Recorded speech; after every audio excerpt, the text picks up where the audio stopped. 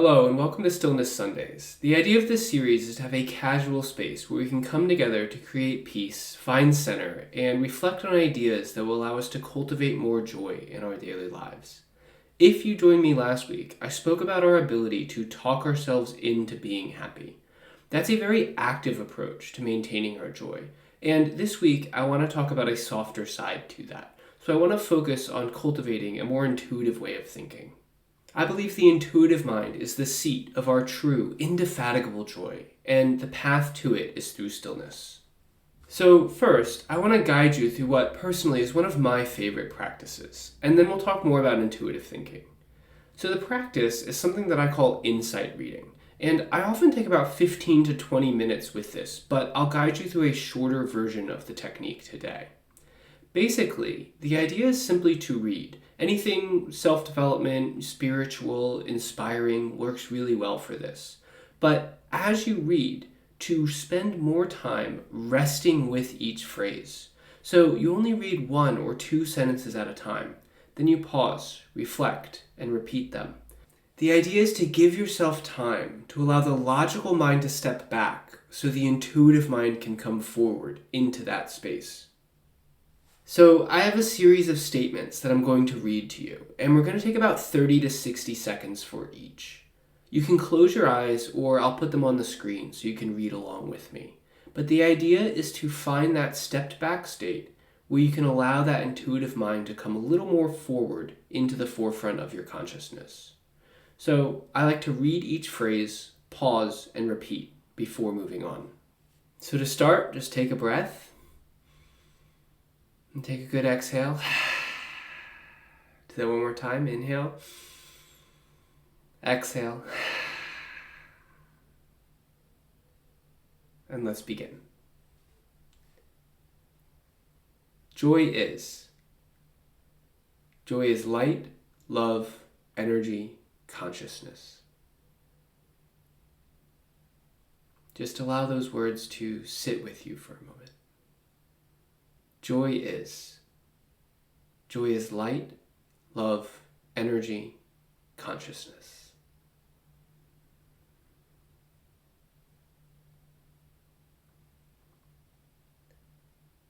This joy, bliss, love, light energy is the energy of existence. This energy has many names: bliss, presence, God, Ananda, Brahman, beingness, isness, all that is.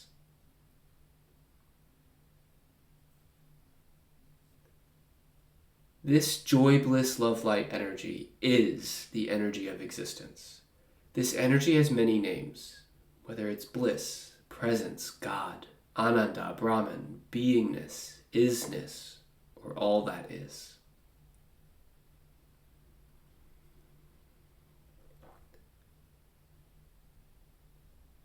This energy exists across all things. Everything is energy. Everything is consciousness. Everything is joy, bliss, love, and light.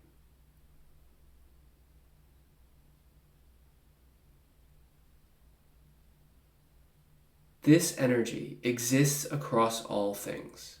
Everything is energy. Everything is consciousness. Everything is joy, bliss, love, and light.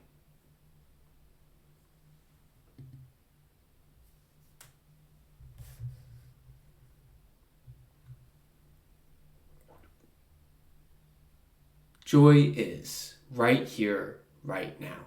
It is always present. It has always been present. It will always be present. We are experiencing this energy right now.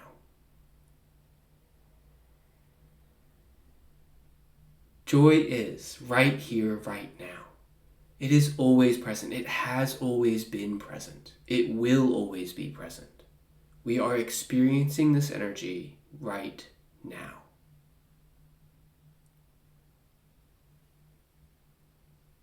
It is behind our breath. It is between our thoughts. It is formless and yet fundamental to all form.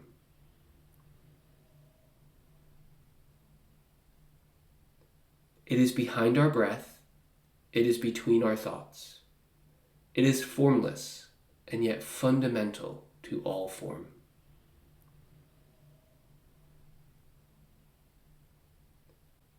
It feels simple, empty, like nothingness, spaciousness, the space between. It feels simple, empty, like nothingness, spaciousness, the space between. It feels vibrant, full, radiant, rich, complex, and complete. It feels vibrant, full, radiant, rich, complex, and complete. Joy simply, profoundly is. Joy simply, profoundly is.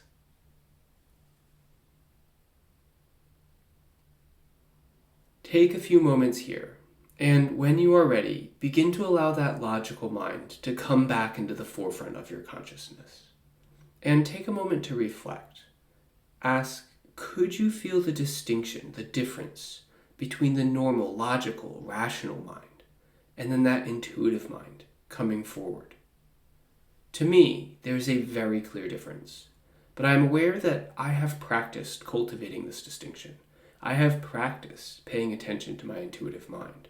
Because normally, I'm a supremely logical person. Most people in our society are. But I found it's very powerful to take time to rest with this intuitive sense within me.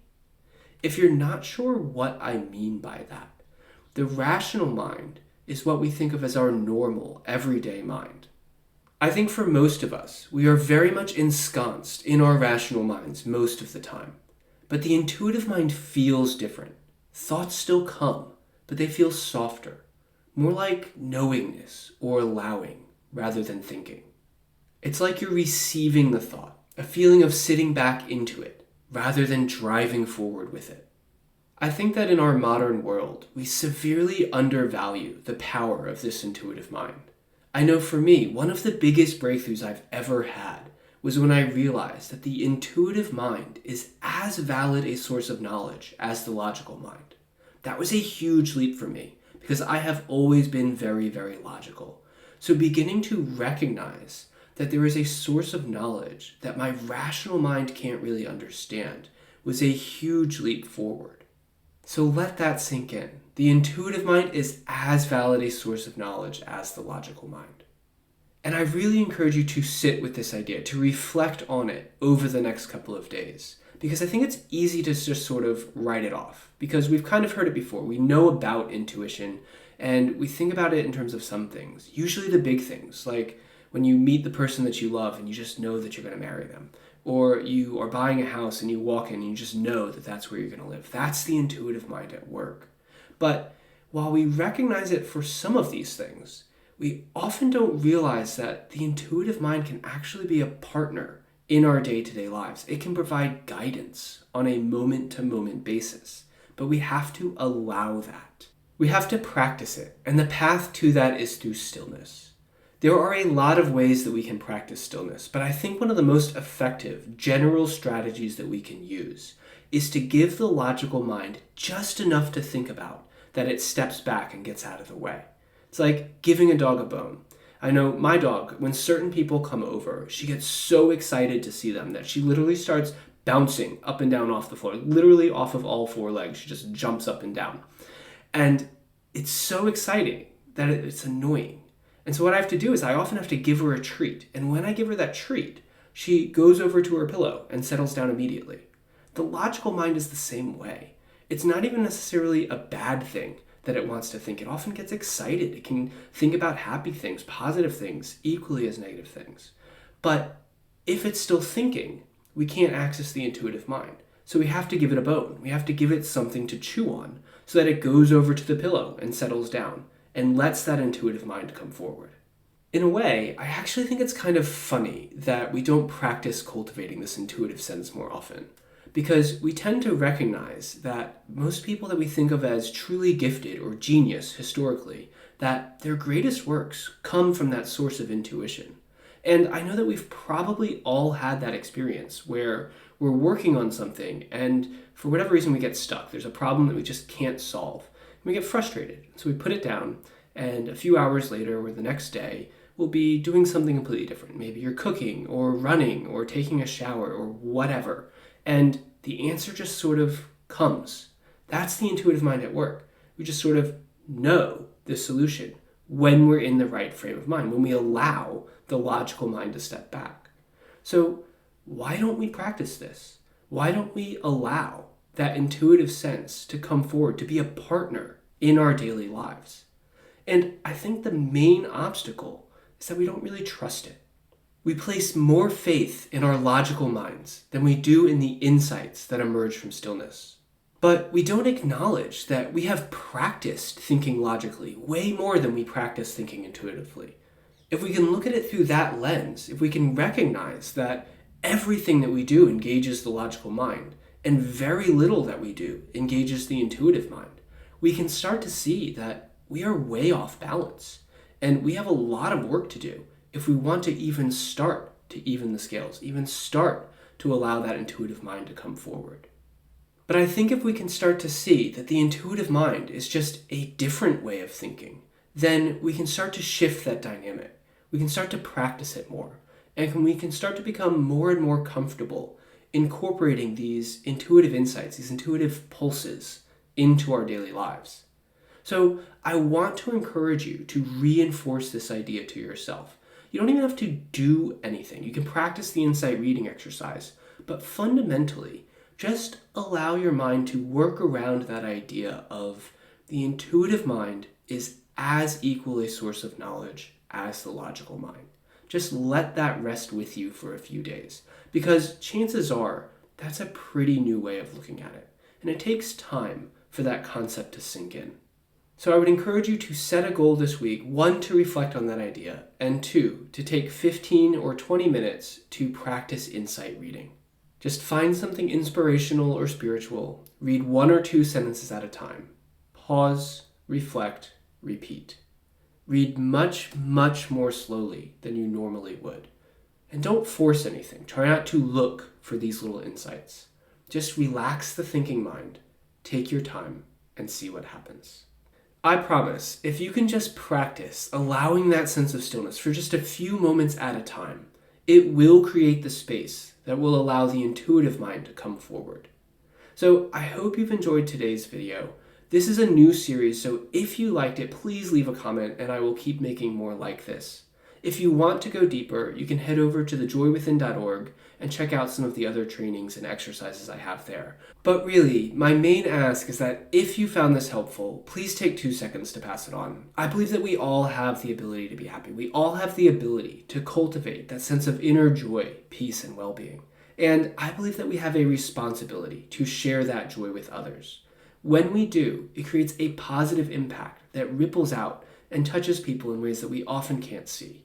And God knows that the world really needs more of that right now. So please take a moment and spread joy.